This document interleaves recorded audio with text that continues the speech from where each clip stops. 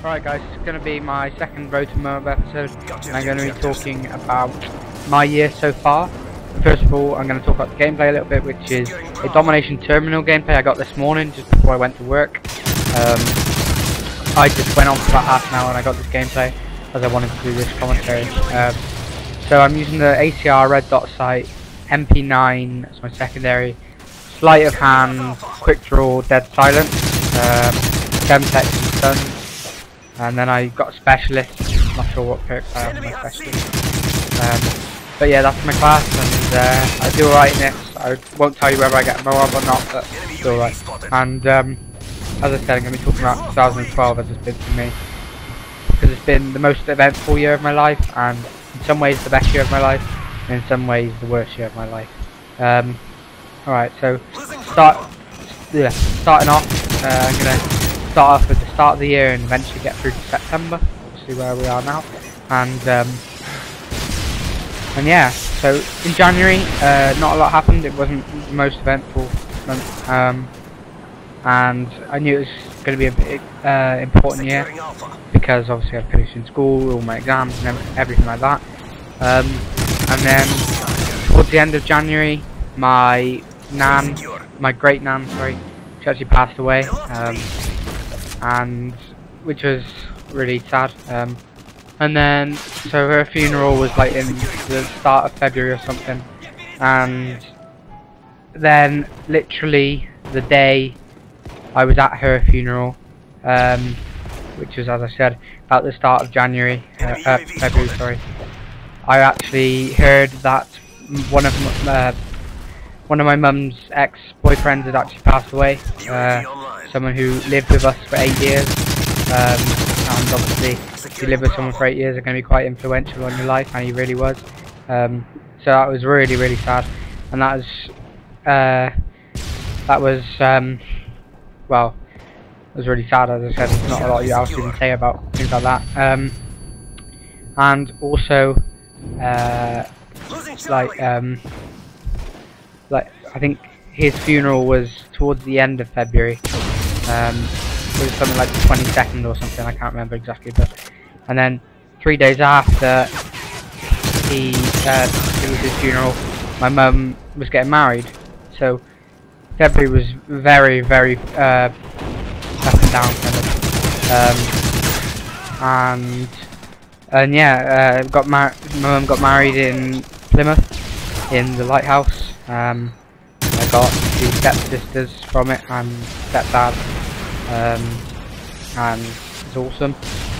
And then that was everything for February really. And then March was my birthday, turned 16. I think I can't even remember what I got. I got my iPhone, I can remember that. I bought my iPhone with some money I got. I'm trying to think what else I got. Oh yeah, I bought my Astros as well, and that was everything I think. I still got some money saved up in the bank. I didn't spend all my money. But yeah, that was March, and then April, I think that was when I started doing a few exams, the early takes, whatever you call them. But I think that was when I started doing my exams. I think I did maths early and I did ICT. No, I can't remember. Definitely maths. And so that was kind of important. Maths is a very important subject, but I'm quite good at it. Not being arrogant, but I'm quite good at maths. Probably my strongest subject. And I got my C in that, which is what I needed. I actually dropped it after that, purely because I wanted to get all my other grades and stuff, but I dropped it after that. And if I didn't drop it, I probably could have gone on and maybe got maybe improve that. So who knows? But yeah. And then okay, where am I? April, May. All right. May. What did I do in May? Can't even remember. I don't think there was a lot. May. Oh yeah, May was actually the last month I was at school. The last full month, and then on the 1st of June I finished. And well, yeah. in May I started doing a lot more exams, like all my summer exams, and then I did a few more in June after I finished school. Well, I did everything.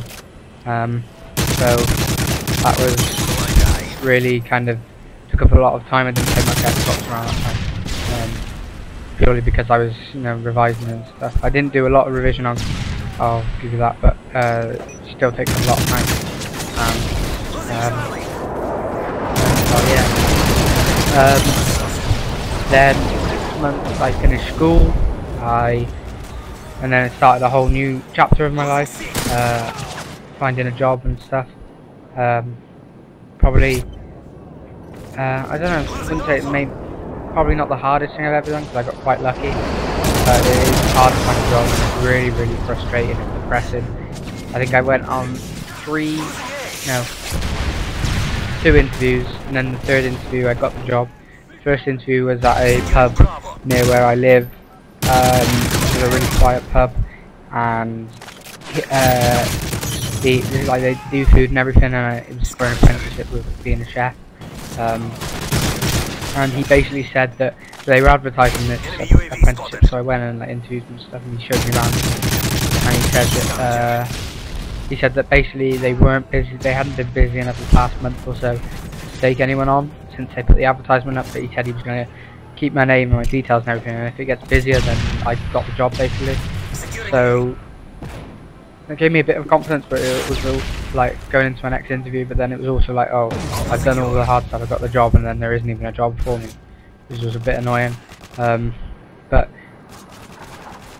still to date he never got back to me, and it is in the middle of nowhere where he works, and I wouldn't want to do that. Wouldn't want to work like in the middle of nowhere. It's pretty boring to do. And then the next interview was with McDonald's. I was just trying to get a part-time job everywhere. I think everyone tries to get who's trying to get a part-time job just looks at McDonald's, but I didn't get that. I went to the group interview, which is the first thing they do, so they get so many applicants. I got through that, and I went to the single interview, and then they do like half an hour kind of watching you work there, and I did that, and I didn't get any further than that. But I wasn't too bothered about that. I wasn't really what I wanted to do. I don't want to work at McDonald's. Then the next interview was with a golf club. I'm not going to say which one because it's where I work. It was with a golf club, and first of all I had to go to an interview with the college. It was just an apprenticeship with the college, so I went to my interview with college, and they showed me everything, they gave me the paperwork. I basically had to try and impress the woman at college, and then